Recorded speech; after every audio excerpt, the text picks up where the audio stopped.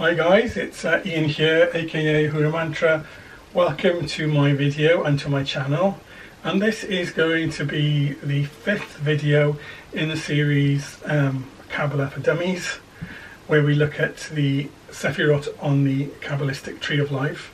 And today I'm just going to be looking at one Sephirah, Tiphareth, which is the 6th Sephirah on the Tree of Life. And as you can see, if you have a little look at the diagram, it's right in the middle, the central pillar of the Tree of Life, halfway down.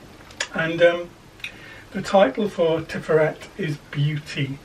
Now, all of the Sephirah on the Tree of Life are holy because they are the expressions of divinity. They are the emanated aspects and characters of the Godhead, which prior to the first emanation of divinity beyond the 3 veils of negative existence is unity. So this is God, if you like, refracted through the prism of the Sephiroth, into the means by which creation takes place. And so far we've looked at Kata, which is pure being presence. We've looked at Chokmah, which is pure dynamic force. We've looked at Binah, which is the first concept of the beginnings of forms. We've looked at Hesed, which is the building up Sephirah, the bringing into beingness of the things that we've mentioned in the other previous Sephiroth. We've looked at Gevura, which is the breaking down process. And we've said that evolution requires both building up and breaking down processes. And today we'll look at Tiphareth, which is beauty. Now, why is this Sephirah called beauty? Well, it is a very beautiful Sephirah. Its function is wonderful, really, because being in the center of the Tree of Life, it receives all of the influences of the other Sephiroth, and it mediates them, it manages them, it balances them, and it is known as the mediating intelligence.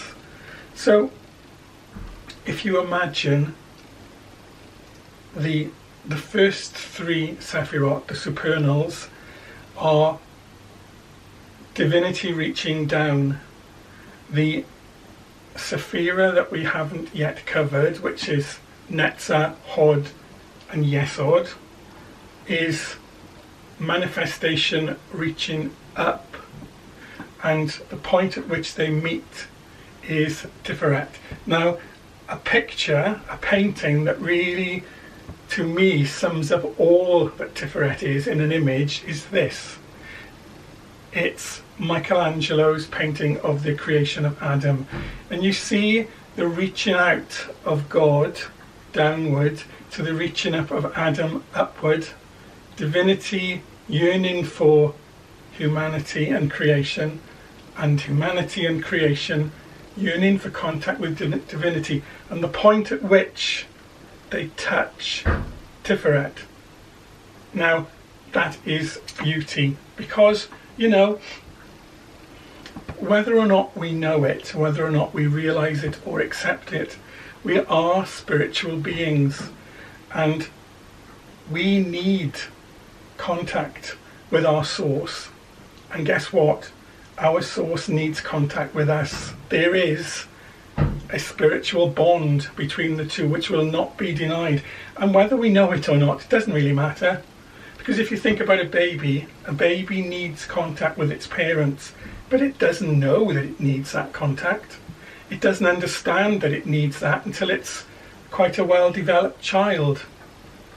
And so, whether we know it, whether we seek it, right here, right now, in this, our current experience of life, doesn't matter. We have a spiritual dimension and it seeks satisfaction. And Tiphareth is the meeting point of the divine and the human. Now, Also, if you look where it is on the Tree of Life, the middle pillar, which is the pillar of mildness, speaks of aspects of consciousness, because Keta is pure being. Yesod, that we haven't yet come to, is the psyche, if you like, the real us that is beneath our personality. Okay, so it sits in the middle of the pillar of mildness, and it also sits in the middle of the other two pillars. Now, the right hand pillar, which is Chokmah and Hesed and Netzah, that is the pillar of mercy. It is to do with aspects of force, of dynamic action. And the left hand pillar, which is the pillar of severity, which contains Binah, Gevurah and Hod, is to do with aspects of form.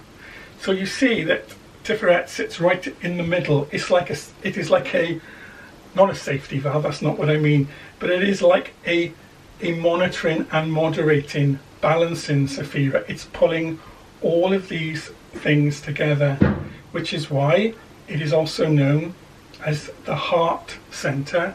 It's also known as the Christ center, because it is the place where spirit becomes sacrificed to form.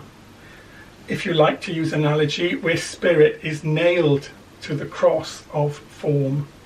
Do you remember we talked about the experience of free moving, omniscient, omnipresent spirit being constrained and contained? Well, that is a form of sacrifice, and this is why Tiphareth is also known as the Christ center, the place of sacrifice. But why sacrifice? Why is spirit sacrificed to form? It is so that new and aspects, splinters of divinity, can become individuated beings in our own right.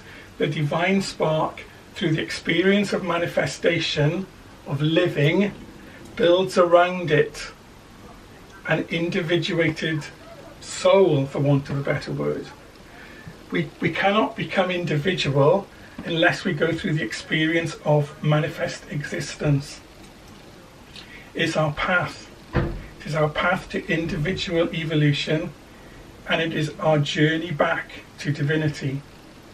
So, yes, that's why Tiphareth is called the Christ Center. And also, just remember this, because I know I've mentioned to you before that I speak from a religious background, but when I say Christ Center, Christ simply means anointed one. So when we speak of Jesus Christ, we speak of Jesus, the anointed one. But there are many anointed ones. There are many Christs through the ages. And Tiphareth is the place where the meaning and purpose of all of the Christs are allocated.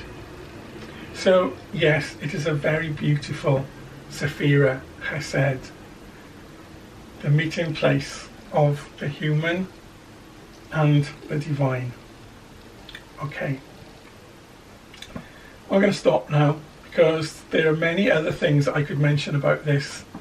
As I've said, the God names, the order of angels, but really these videos are just about the primary functions and purposes of the Sephirah, so that we might understand them, and so that the Tree of Life might become meaningful to us. Yeah, so just before I end, let's just do a little recap. So we've said, in terms of coming from no thing to creation, we've said we've got the presence of Keter, we've got the dynamic energy of Chokmah, we've got the principles, the very first principles of form in Binah, we've got the building, the bringing into manifestation energies of Chesed, we've got the reviewing, the breaking down, the passing away of that which is no longer fit for purpose, which balances the upbuilding power of Chesed. And now we've got the Sephirah that balances all of this, that marries spirit and divinity with humanity and personality. So each Sephirah that we look at we see a refining and a specializing, if you like, of the character of the divine, all pouring in and pouring down a funnel to the point of the material plane where existence can occur, where we can gain our experience of living, where we can individuate as souls, where we can become all that we are meant to become. Exciting stuff, huh? Well, I think so.